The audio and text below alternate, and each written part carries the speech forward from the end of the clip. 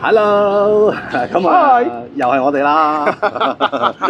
頭先開心嘅上集，而家就係呢一個嘅延續呢一個嘅深入版嘅下集。OK，係啦。咁啊，因為頭先番外篇，頭先咧咁我唔係頭先啦嚇，我哋上一個影片咧咁亦都係訪問咗阿卡卡老師啦，佢嘅心路歷程啦，咁啊個過程裏面啦，咁啊由我哋去相識啦，咁好似我哋拍我都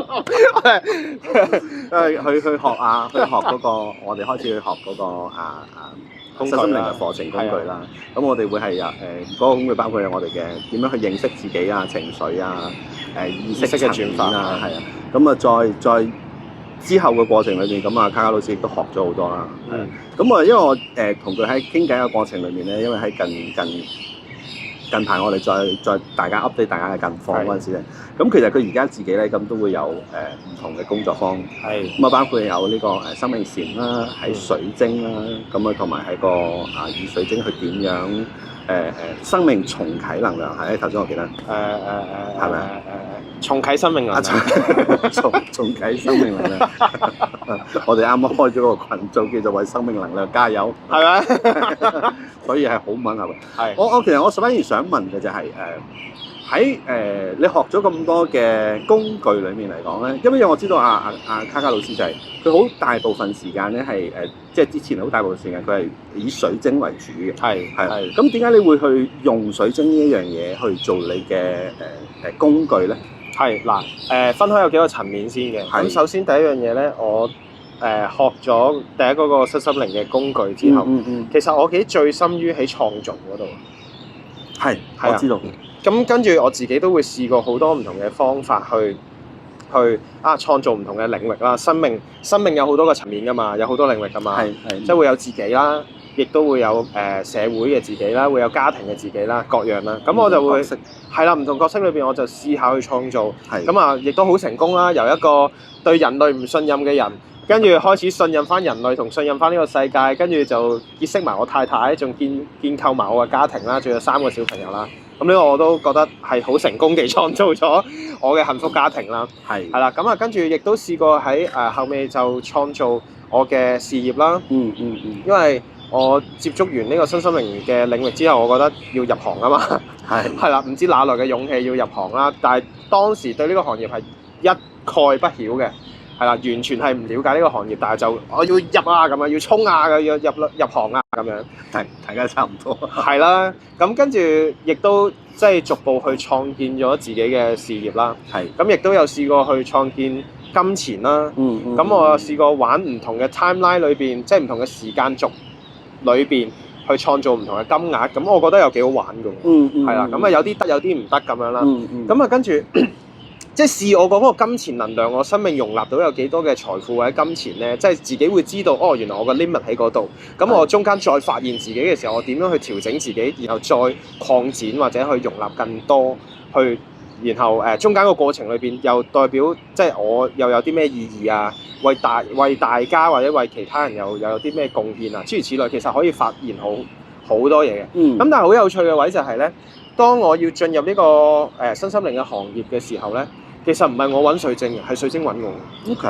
係啦，點解咁講咧？因為當時嘅我咧，其實我本身係唔認識水晶嘅，咁啊，即係啲好片面嘅知識啦，即係可能當時連白水晶有咩功效，我都要上網揾嘅。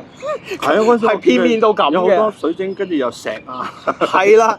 跟住咩叫做黑曜石啊？黑曜石點嘅樣嘅咧？跟住又要上網 Google 揾下咁樣。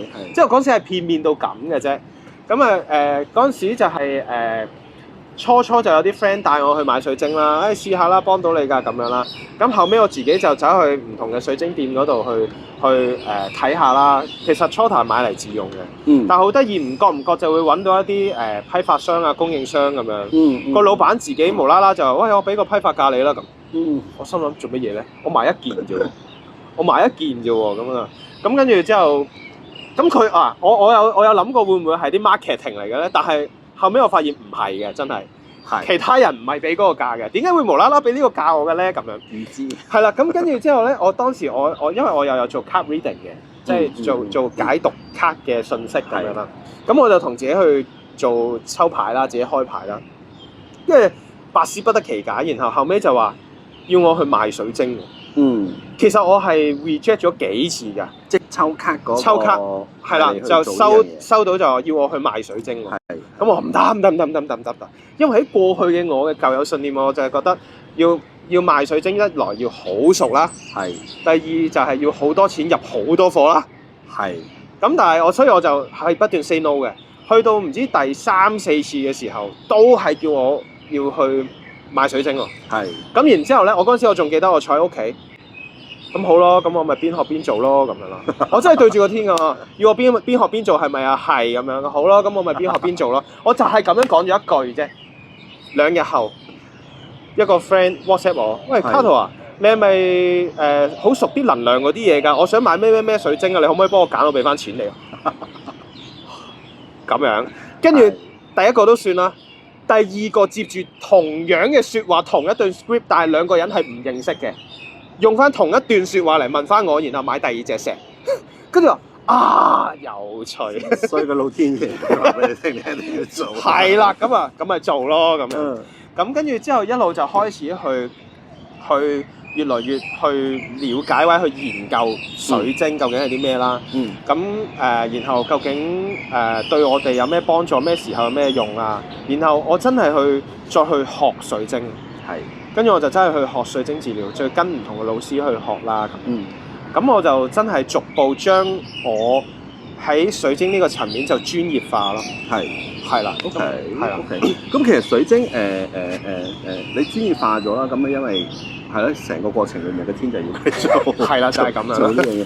咁但係其實水晶對於我哋，因為好多人我知道好多人，包括我自己啦。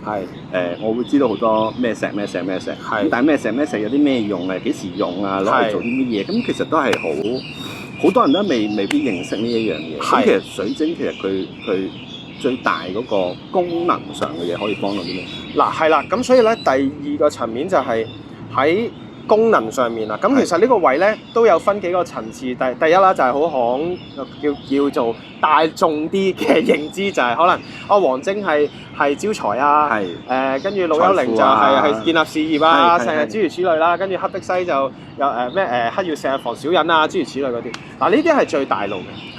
係啦，咁如果由初入門嘅時候咧，可以了解下呢方面嘅知識嘅。但係當我哋要深入啲了解點解有時用嗰隻石又未必有嗰個功效嘅咧，未必得嘅咧咁樣。其實咧係要第二樣嘢就係你對自己有幾咁了解。OK。係啦，對自己有幾咁了解。有陣時譬如舉個例講財咁樣啦，個人都話要招財，但係咪真係嗰1、2隻石就已經係百搭晒啱晒？其實未必嘅。譬如舉個例，有陣時有啲人佢嘅財富有啲棘位，原來可能係喺佢冇安全感喎。有啲人佢嘅棘位，原來係佢表達自己表達得唔叻，或者唔敢表達自己喎。有啲人佢棘嘅位係原來佢同佢嘅親密關係個關係唔好，要再修和喎。即係水晶係可以有某啲水晶，即係唔同嘅水晶就係可以去化解或者去增強呢部分嘅能量。Yes， 因為水晶本身已經係好穩定，係上千萬億年嘅大自然孕育出嚟嘅產物。咁變相佢有特定嘅頻率嘅。咁所以點解話我哋要再深入點樣去更加將個水晶嘅功效放大、倍大化？就係首先一定要了解咗自己先。了解自己嘅狀況。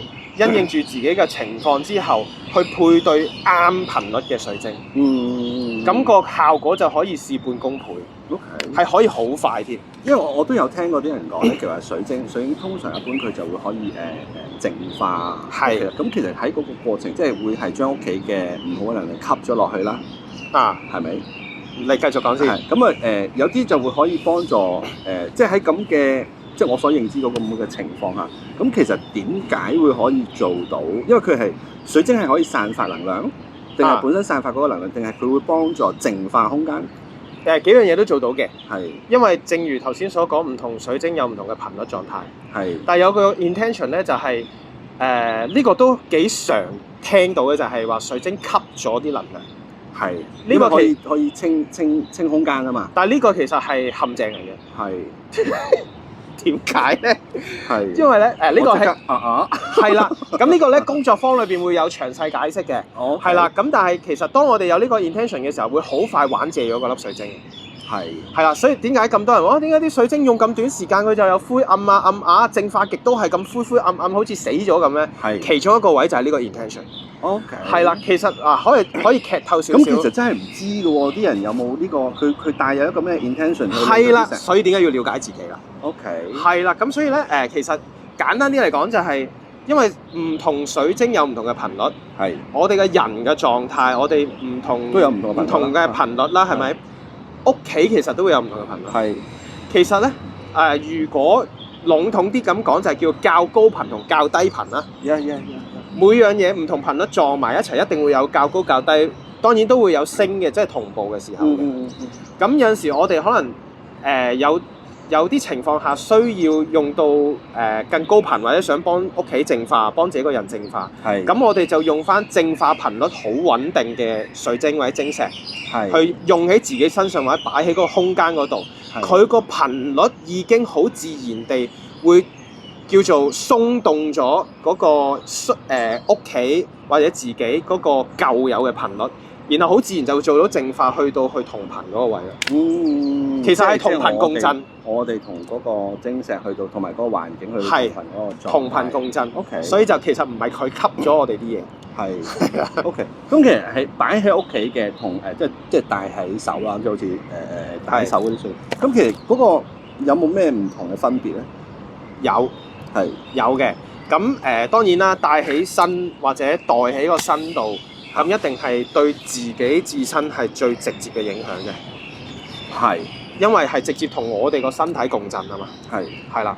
咁而環境嘅時候，咁就會係同個環境共振咯。係。咁當然我哋會進入個環境，或者可能我哋喺 office 啊，或者喺自己間房、自己屋企，咁我哋都會同到個環境共振。咁其實係大家會互相聯繫埋一齊嘅。只不過個 intention 就係可能喺你擺喺屋企想，或者擺個空間，想嗰個空間裏邊有特定嘅頻率。係。咁就係擺喺個空間度咯。係。如果可能自己嘅，可能譬如話舉個例。可能成日要去唔同嘅地方環境嘅，想自己個能量比較乾淨啲、穩固啲嘅，咁咪自己帶喺個身度咯。OK。係啦，咁如果譬如可能想嗰個環境想和諧啲嘅，係或者嗰個愉悅感、活力強啲嘅，咁咪擺翻喺嗰個相應頻率嘅晶石擺喺個空間嗰度。係，咁就可以帶動到成個空間嘅頻率，嗰個愉悅感啊，或者嗰個輕鬆活力嘅頻率會高啲咯。OK，即係會有唔同嘅分別，就係擺喺屋企啦，擺喺屋企或者擺喺 office，有啲人擺喺 office，同戴喺手啊、戴喺身啊，咁又可以叫做即係會有唔同嘅喎。係啊，OK，係啊，除非一樣嘢就係你本身 set 可能有個陣嗰啲就 advanced，即係啲進階啲，可能 set 咗個陣，個陣就係 for 我係本人嘅某一啲嘢嘅，咁嗰啲就另計咯。係，但係一般擺喺屋企或者擺喺個空間就係同個空間去共振，空間共振，係啦，空間個頻率嗰樣嘢啦，係啊。Yes。咁所以就係即係因為呢樣嘢，咁其實真係好多唔同嘅範疇都可以做到嘅。Yes。咁所以就係因為咁嘅緣故底下，咁就再衍生好多個。因為我知道你有好多話題上嘅工作坊啦，係咁啊，包括即係生命線啦，其中一樣嘢喺生活層面上面。我八卦啊嘛，所以好多層面都可以講。就係頭先嗰個喺生命嗰個重啟嗰方面啦。係啊，重啟生命。咁都係因為用水晶去協助去穩定咗自己，會快好多，係會快好多。我做過實驗啊，1分鐘都已經係可以見效。係啊，即係好嚟。唔係，而家喺工作坊裏邊會同大家玩嘅。OK。咁但係其實咁樣喺你嘅即係喺你同啲客人去做一個 consultation 嗰陣時嚟講，咁你都會用呢一個模式去同人哋去做。係嘅，即係一般嚟講咧，通常啲客人咧嚟揾我嘅時候，佢都會講下，哎呀，卡卡，我最近點啊咁樣。係。咁我就會因應翻佢嗰個頻率。我唔係淨係睇佢個字，或者唔係淨係聽佢段錄音嘅，係即係唔係淨係睇佢表達啲咩文字俾我嘅，係咁我係會用翻我個 sensor 啦，即係我嘅感應器，因為佢係感應好強啊，係啊，我好敏鋭嘅呢一方面，咁我就會感受翻，咦佢佢個頻率係點啦，佢嘅文字係點啦，佢當中背後帶住嘅意識係啲乜嘢啦，同埋我直覺收到嘅靈感啦。其實我係會同佢嗰個更高維度嘅對方去做連接，然後去當中睇下有啲咩嘅信息，咁我就會建議翻佢用相應嘅石咁樣咯，或者會同佢 tailor-made 一條最啱佢嗰個 situation 嘅石咁樣咯。亦都有，當然啦，都有啲唔係 tailor-made 嘅，就係好似有呢啲配方有啲 design 咗嘅 collection。咁啊邊多謝。一陣間先話俾大家聽咩？係啦，咁喺唔同嘅 collection 就會對應翻唔同嘅狀態。係啦，咁就會喺呢個過程裏邊就會咁樣去幫啲客人或者幫我啲學生咁樣。因為嘉嘉老師咁喺呢個過程裏面，其實佢都幫咗好多人喺唔同嘅主題上面啦，去處理咗好多問題啦。咁所以咧，咁啊，當然係要唔少得嘅地方咧，就點樣社群梗係要將呢樣嘢擺埋落嚟啦，係咪？因為嚟緊咧，咁因為我亦都同阿嘉嘉老師會講咗啦，就係因為其實好多人咧都可能有好多水晶喺屋企，係啦。咁但係其實嗰個水晶係可以攞嚟做啲咩咧？係啦，因為可能有啲嘅水晶佢唔單止係單一樣嘢啊嘛，又或者可能有啲人去因為買嗰時靚啊，又係聽朋友講啊，咁但係其實喺自己身上會唔會係啱咧？咁其實我哋嚟緊咧亦都會有啲嘅分享會啦，甚至乎一啲嘅隨緣落咗嘅講座啦，可以，咁就會可以睇下大家有機會咧，可以帶埋你哋屋企有啲嘅水晶，唔好帶咁大嚿啊！陣間，等多陣，我樓下有一櫃啊，成個貨櫃嚟緊啊，咁啊，有好多人嗰啲有啲朋友嗰啲買埋好多噶嘛，同埋可能 office 一大成棟咁樣一座咁樣，係啊，咁其實可能我哋就會去輕便啲啊，工作坊啦，咁就會話俾大家聽，其實嗰啲石係啱唔啱啦，點樣有啲咩用途啦，可以嘅，咁啊，甚至乎就係我哋嚟緊亦都會可能會搞一啲嘅點樣個水晶鏈嘅 DIY 啦，都可以啊，都可以啊。嘉嘉老師稍後上呢個，因為最特別嘅地方咧，咁嗰陣時，因為上次佢同我分享嗰陣時咧，佢話因為佢整咗一系列嘅叫做五行嘅水晶，五行嘅水晶手鏈嘅，係啊，咁呢個有機會再同大家分享。咁所以其實五行元素係可以代表好多樣嘢，頭先講就係身體啦、情緒啦、我哋嘅能量狀態或者我哋嘅意識狀態。咁我就係想個焦點大家去翻呢一個位度，去翻當下留意翻自己究竟係一個點樣嘅狀態，無論係身體、心靈定係靈性上邊啦嘅邊一個狀態，然後再去用翻相應嘅嘢嚟到去輔助自己或者同嗰個頻率去一齊工作，即係一個工具上嘅嘢。最終我哋去到最自始至終嗰個位就係我哋點樣去認識自己。Yes， 呢個反而係最主要嘅一樣嘢。係啦，點解咧？就係去到嗰個工作坊就係重啟生命能量嗰個位。因為當我哋去透過叫做水晶嘅一個工具去了解自己，了解自己嘅時候，其實喺個過程當中就係攞翻自己嘅生命能量。因為過去太多嘅學説，太多嘅唔同嘅信念，或者社會嘅規範、規矩、家庭嘅規矩，令到我哋做唔翻自己，唔認知自己，變咗好容易就要屋企咁樣教育落嚟，我要跟住屋企咁樣行，個社會咁樣設定，我就要跟住個社會咁樣行，係啦，諸如此類唔同嘅關係角色又會有相應嘅嘢。咁但係咁你喺邊度咧？即係每一個自己，咁我喺邊度咧？我究竟係點嘅咧？咁所以喺呢個位裏邊，當認知咗自己，攞翻啲生命能量落翻嚟嘅時候，其實你個生命能量已經強大咗，個力量已經強大咗，所以要去做創造係輕鬆咗，再加埋水晶去輔助陪伴呢段旅程嘅時候，係會更加得心應手。都係啦，因為點解咧？我就會發覺好多人就係佢哋會有水晶啦，或者包括係可能有一啲嘅水晶鏈啦。咁其實係因為可能嗰一刻嘅可能屋企啊，或者有啲人講啊，咁啊所以擺咗喺度。其實係對自己冇咗嗰個連結。哪怕可能戴喺上手，可能因為嗰嗰個 intention 都唔同，係咪？咁但係點解我呢個冇效嘅？係啦係啦，即係會唔會有呢個？會㗎會㗎，大機會。係啊係啊，好多都會㗎。係。因為佢話招財啊嘛，咪招財咯。佢話係擋煞啊嘛，咪擋煞咯。係係啦。點解招唔到財嘅？因為你阿 part 漏財。因為嗰陣時點解會咁講？因為有啲嘅導師咧，啲師傅會同我講：點解我啲成咁啊？哦，係啊，你去揾好多，點解儲唔到錢嘅？冇，你有個掣係漏緊財啊！其實呢個真嘅，因為都係一個能量嚟嘅。啱呢一部分。咁所以我哋期待啦，好期待阿卡卡老師喺嚟緊我哋嘅工作坊啦，或者我哋嘅分享會啦，可以知多啲。其實我哋水晶對於我哋自己嚟講，點樣輔助我哋自己啦？咁我哋又點樣去揾我哋自己啦？咁呢個亦都係喺而家現今呢個社會裏面嚟講，我覺得係一個最大嘅一個探究嘅一個問題。